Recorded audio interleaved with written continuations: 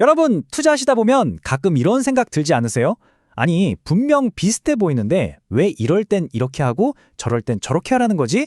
오늘 이 시간에는 바로 그 투자 전략의 알쏭달쏭한 퍼즐 하나를 시원하게 풀어보려고 합니다. 왜 똑같아 보이는 상황에서 매수 규칙이 달라지는지, 그 속에 숨겨진 핵심 원리를 아주 명쾌하게 파헤쳐 보겠습니다. 바로 이 질문이죠. 200일선 아래에 있다가 위로 뚫고 올라올 때는 하루 기다리라면서 왜 저 위 과열 구간에 있다가 투자 밴드로 들어올 때는 첫날부터 바로 3분의 1을 사라는 건가요? 이거 뭔가 일관성이 없는 거 아닌가요?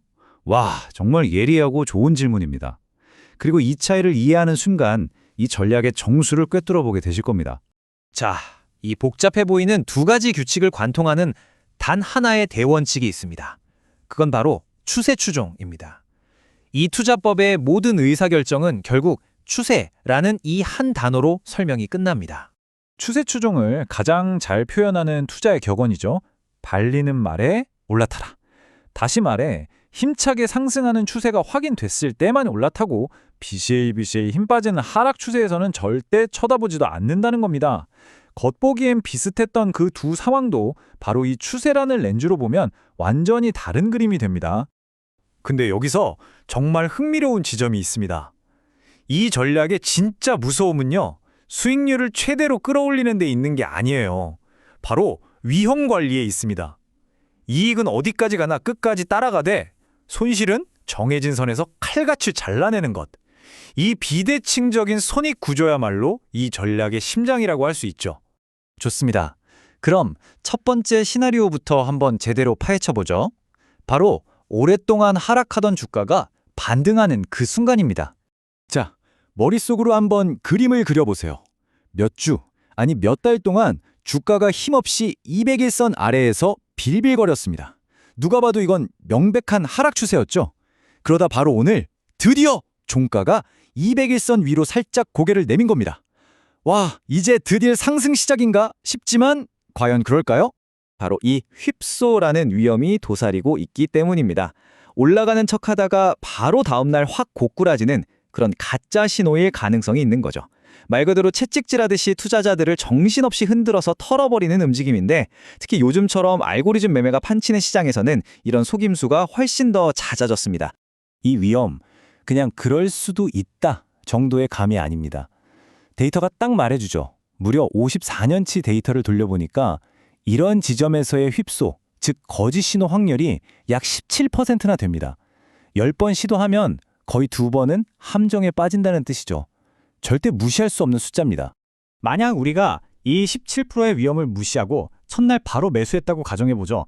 근데 다음날 주가가 다시 200일선 아래로 쏙 빠져버려요. 그럼 어떻게 해야 되죠? 원칙대로 손절해야 합니다. 그런데 그 다음날 주가가 다시 올라버리면 와, 손실은 손실대로 보고 더 비싼 값에 주식을 다시 사야 하는 정말 최악의 시나리오, 이중 휩소에 당하게 되는 겁니다. 그래서 하루를 기다리는 거예요. 이틀 연속 200일선 위에서 딱 버텨주는 걸 확인하는 것. 이게 바로 이 함정을 피하는 가장 확실한 필터입니다. 자, 그럼 이제 완전히 반대되는 상황, 두 번째 시나리오로 넘어가서 추세에 대한 이해를 한 단계 더 높여보겠습니다. 이번에 그림이 완전히 다릅니다. 이 상황의 대전제는 명확합니다. 주가는 이미 200일선 한참 위에서 잘 달리고 있었어요. 즉, 강력한 상승 추세가 이미 형성돼서 진행 중이었던 거죠. 그러다가 잠시 숨을 고르면서 과열 구간에서 투자 밴드로 살짝 내려온 겁니다. 이건 추세가 꺾이는 신호와는 거리가 멀죠. 이걸 기술적으로 눌림목이라고 부릅니다. 아까 그 달리는 말이 잠시 멈춰서 물 한 모금 마시는 거라고 생각하시면 딱 맞아요. 추세가 끝난 게 아니라 오히려 더 멀리, 더 높이 가기 위한 건강한 숨고르기일 가능성이 훨씬 높다는 거죠. 이건 역시 데이터가 증명합니다. 자, 이렇게 잘 가던 상승 추세 중에 눌림목이 왔을 때 다시 상승할 확률이 과연 얼마나 될까요? 놀라지 마세요. 무려 81%에서 86%에 달합니다. 아까 봤던 17%짜리 휩소 확률과는 차원이 다른 숫자죠. 확률이 이렇게나 높으니까 이 좋은 기회를 그냥 구경만 하고 있을 수는 없죠. 그래서 첫날부터 바로 행동에 나서는 겁니다. 하지만 세상에 100%는 없잖아요. 이게 눌림목이 아니라 하락의 시작일지도 모르는 아주 작은 가능성에도 대비하기 위해 전액이 아니라 3분의 1만 먼저 진입하는 겁니다. 기회는 잡되 리스크는 철저하게 관리하는 아주 영리한 방법이죠. 그리고 다음날 대응법도 아주 명확하게 정해져 있습니다. 첫째, 주가가 여전히 밴드 안에 머문다? 그럼 내 예상이 맞았구나 하고 나머지 3분의 1을 마저 삽니다. 둘째, 다시 과열 구간으로 슝 올라가 버렸다? 그럼 무리하게 따라가지 않고 남은 돈은 SPYM으로 대응합니다. 마지막 셋째, 만약 200일선이 깨지고 아래로 내려가면 어떻게 할까요? 간단합니다. 미련 없이 첫날 샀던 그 3분의 1만 딱 손절하고 나오는 거죠. 모든 움직임이 감정이 아니라 정해진 시스템에 따라 기계적으로 이루어집니다. 이 3분의 1 규칙이 얼마나 강력한지 여기서 드러납니다. 만약 첫날 전액 매수했다가 추세가 꺾여버리면 마이너스 5%의 손실을 그대로 맞아야 합니다. 하지만 3분의 1만 샀다면요. 손실은 전체 자금의 약 마이너스 1.7% 수준으로 아주 효과적으로 통제됩니다. 리스크 관리의 수준이 아예 다른 거죠. 자, 이제 흩어져 있던 모든 퍼즐 조각이 다 맞춰졌습니다.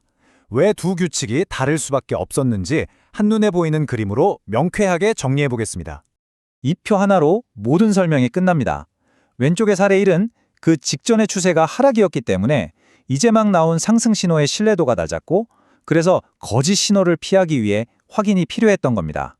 반면에 오른쪽 사례 2는 이미 강력한 상승 추세가 있었기 때문에 신호의 신뢰도가 매우 높았고 그래서 기회를 놓치지 않기 위해 바로 진입한 거죠. 결국 모든 행동의 차이는 이전 추세의 방향과 강도에서 비롯된 겁니다. 그러니까 결론은 이겁니다. 이 두 규칙은 절대로 모순되는 게 아니었습니다. 오히려 추세를 따르라는 이 단 하나의 대원칙을 시장의 상황에 맞춰서 정말 기가 막히게 지능적으로 적용한 결과물이었던 거죠. 추세가 약할 땐 의심하고 확인하며 신중하게, 추세가 강할 땐 기회를 보고 기민하게, 이것이 바로 추세 추종 전략의 지혜입니다. 결국 이 모든 전략은 원칙을 머리로 아는 것에서 그치지 않고 시장이 흔들릴 때 가슴으로 지켜낼 수 있을 때 비로소 의미가 있습니다. 원칙을 완벽히 이해하셨다면 이제 스스로에게 질문을 던져볼 차례입니다. 나는 과연 원칙을 지키는 투자자인가? 오늘 이야기는 여기까지입니다.